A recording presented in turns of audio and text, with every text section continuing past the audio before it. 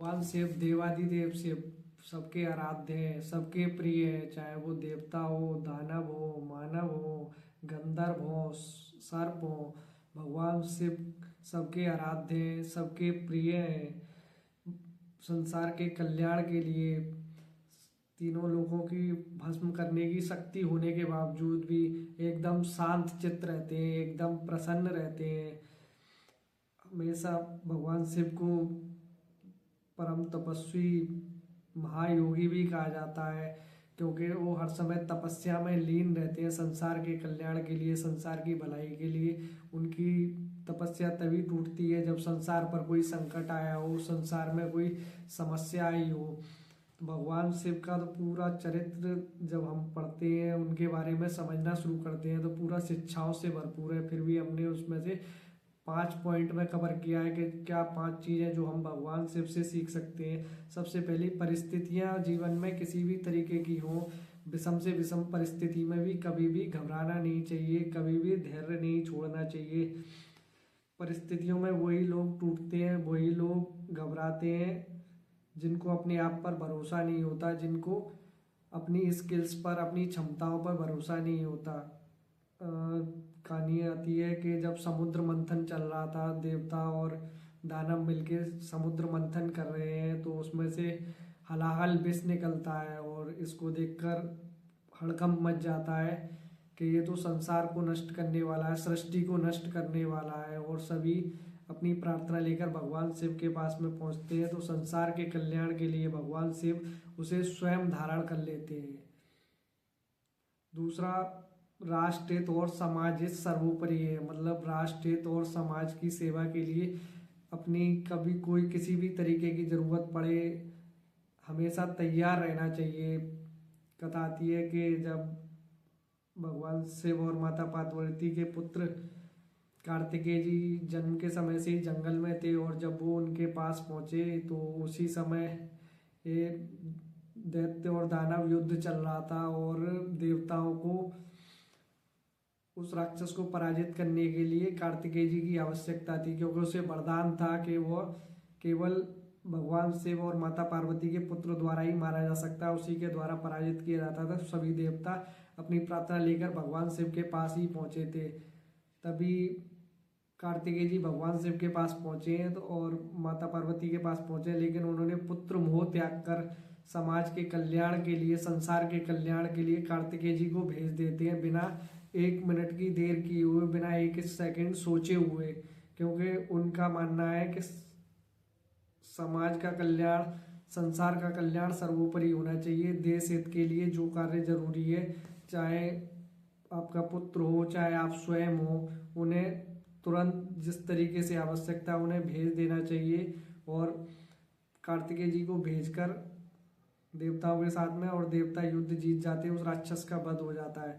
तो भगवान शिव इसके द्वारा यही शिक्षा देना चाहते हैं कि समाज के कल्याण, राष्ट्र का कल्याण सबसे आगे होना चाहिए, राष्ट्रहित सबसे आगे होना चाहिए। तीसरा पॉइंट जो हम उनसे समझ सकते हैं, किसी को भी कमजोर न समझना। महाभारत का युद्ध शुरू होने वाला है, तो भगवान कृष्ण के परामर्श के बाद में अर्जुन भगवान शिव की आराधना करने के लिए निकल जाते हैं और भगवान शिव से पाशुपात अस्त्र प्राप्त करना चाहते हैं। और उसी समय क्या होता है कि एक बहेलिया एक शिकार के पीछे दौड़ रहा है, तो अर्जुन भी उस शिकार के पीछे दौड़ते हैं, और दोनों का ही बाण एक साथ में उस सुअर को लगता है। तो दोनों में विवाद शुरू हो जाता है कि ये मेरा शिकार है, ये मेरा शिकार है।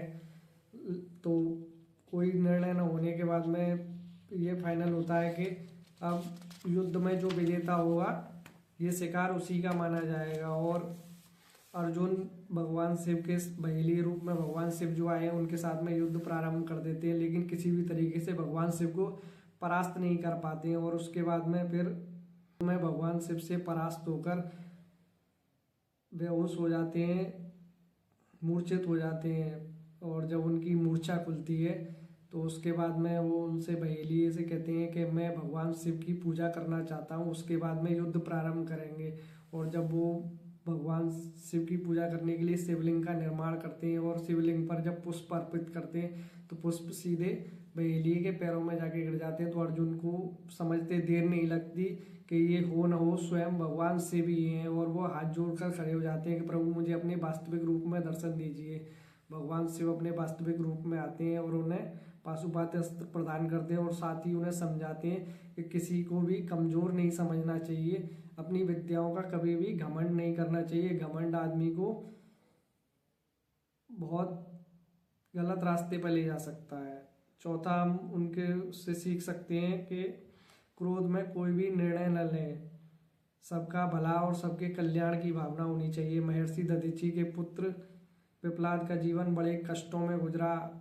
पिताजी की मृत्यु के बाद में उनको एक पीपल के पेड़ के नीचे आश्रय मिला, और पीपल के फल खाकर ही वो बड़े हुए। जब उन्हें ज्ञात हुआ कि उनके पिता की मृत्यु किस तरीके से हुई, तो वो देवताओं पर बड़े क्रोधित थे, और उन्होंने भगवान शिव को प्रसन्न करने के लिए भगवान शिव की आराधना प्रारंभ कर दी, और भगवान शिव से वर प्राप्त किया कि मैं जिसको चाहूँ उसको ख़त्म कर सकूँ। और भगवान शिव जब अदृश्य हुए तो वहाँ से एक ऐसी भयंकर राक्षसी प्रकट हुई, और पिपलाद ने उसे आदेश दिया कि सभी देवताओं को भस्म कर दो, सभी देवताओं को नष्ट कर दो। तो वो राक्षसी पिपलाद की ओर झपटी, तो पिपलाद कहने लगे कि रुको। तो उस राक्षसी ने कहा कि आपके आदेश अनुसार ही मैं कार्य कर रही हूँ, मुझे तो आप में भी देवता दिख रहे हैं, इसीलिए मैंने आप पे आक्रमण किया। तो पिपलाद दोबारा से भगवान शिव की आराधना करते हैं, उन्हें प्रसन्न करते हैं, तो भगवान शिव प्रकट होते हैं और उन्हें समझाते हैं कि क्रोध में लिया गया कोई भी निर्णय सही नहीं होता है। पिपलाद को अपनी भूल का एहसास होता है। और पांचवा पॉइंट, नकारात्मक सोच और सकारात्मक सोच का बैलेंस। हर व्यक्ति के अंदर नेगेटिव एनर्जी और पॉजिटिव एनर्जी होती है, इसको किस तरीके से बैलेंस करना है, इसका किस तरीके से जीवन में हमें लाभ लेना है, ये भगवान शिव से हम बहुत अच्छे तरीके से सीख सकते हैं। भगवान शिव का चरित्र जब आप पढ़ते हैं, उनके बारे में जानना शुरू करते हैं, तो आप देखेंगे कि परस्पर विरोधी चीज़ों को भी उन्होंने कितना अच्छे तरीके से बैलेंस किया हुआ है। पानी और आग का साथ साथ होना। भगवान शिव के शीश पर माता गंगा विराजमान है, और तीसरी आंख आग का प्रतीक है, लेकिन दोनों का बड़ा परस्पर संयोग भगवान शिव के अलावा कहीं दूसरी जगह देखने के लिए नहीं मिलता। दूसरा संयोजन देखेंगे तो अमृत और विष एक साथ साथ। चंद्रमा अमृत का प्रतीक है और गले में विष धारण कर रखा है। तीसरा संयोजन देखेंगे, बासुकी नाग को गले में लपेटे हुए हैं, और गणेश जी के जो वाहन है मूषक, तो नाग का जो भोजन है वो मूषक है। और भगवान शिव के दूसरे पुत्र कार्तिकेय जी के वाहन है मयूर। और देखेंगे तीनों ही एक दूसरे से परस्पर विरोधी हैं, लेकिन ये सिर्फ भगवान शिव के पास में ही संभव है, शिव के साथ में ही संभव है कि सब लोग एक साथ बड़े प्रेम से रहते हैं। परस्पर विरोधी होने के बावजूद भी किसी को भी किसी से कोई खतरा नहीं होता है।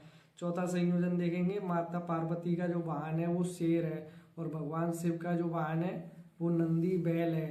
और हम सब भी जानते हैं कि शेर का